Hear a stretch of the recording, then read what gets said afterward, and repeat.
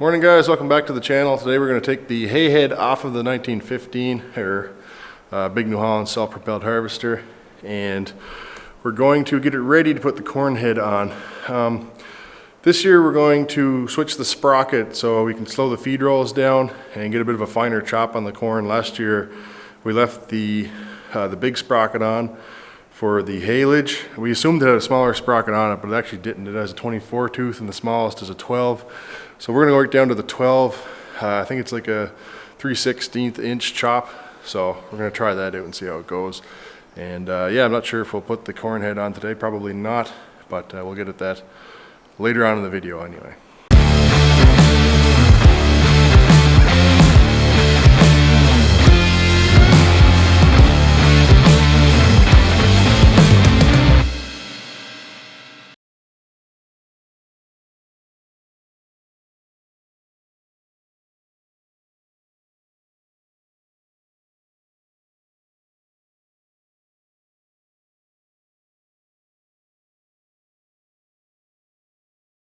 Well, we got the header off. It's a little bit sketchy. We don't really know the right way to get the thing off.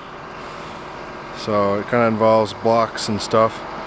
It doesn't seem to want to lower enough to get off the harvester. I imagine someone out there in YouTube land who's operated the 1915s or similar before knows how to get it off. So maybe if you do know how, leave a comment down below. Morning guys, it's the next day here. So the bottom sprocket is the one we changed to slow down the feed rolls. You can see. So it says right there on the little chart what the length of cut you get is. So we're running 12 knives and 12 teeth on that sprocket. And we're just trying to change this sprocket over here. The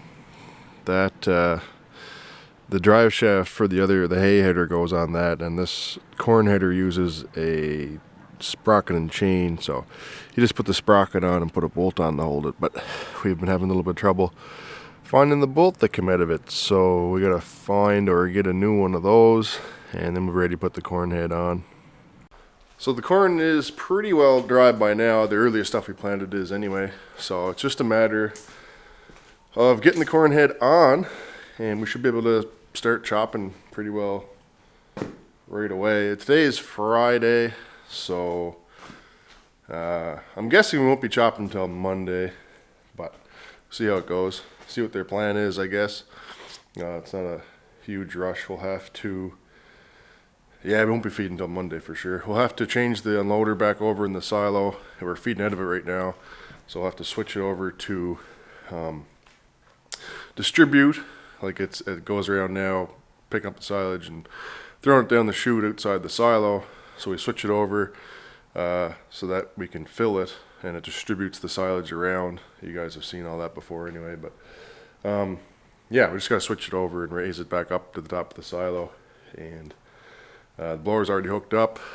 1105 isn't on it, but it's hooked up at the silo. So yeah, and I gotta get this thing out of the way. I blew a hose on it. I think I might have mentioned before. I can't remember, but just about got it hooked back up again. Of course, you blow a hose and it's in the worst possible spot you can imagine. So just trying to hook this back up here. And it's hard to get it twisted. It's got a T. It's got to go there and there. I don't know where the focus is at on that thing. So anyway, we're going to muscle that around a little bit and try to get that back together and put some hydraulic fluid. Actually, it's 1540, but that's what it uses for hydraulic fluid. So put some fluid back in it, and we'll be good to go after that. But it's in the way getting the corn head out.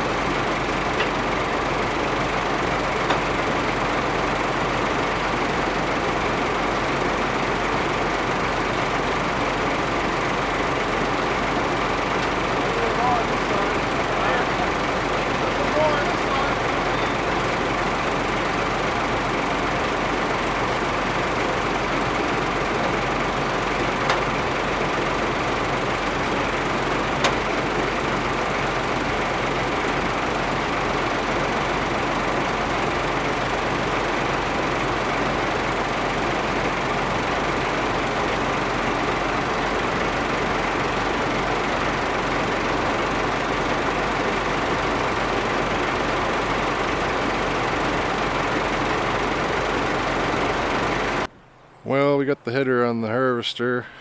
It took a bit of doing. I got the video on anyway, you guys seen that. So that's pretty cool.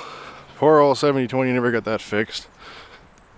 Well, I put the hose on it, the new hose. And yeah, now I got another one leaking. Let me see if I can find where I put it now.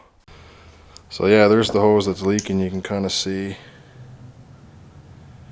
where it's leaking at. So I just put that big hose on there for now, just so I can move it around, but that one leaks too. I got the old one I replaced. Both hoses went the same way. This is just a short one, so I can see if I can find some fittings and make that, I guess. We do have a hose crimper, just we don't have very many fittings around. And I got this thing in here this weekend. It's not ours, it's a friend of ours, so got to replace an axle on it and some tires.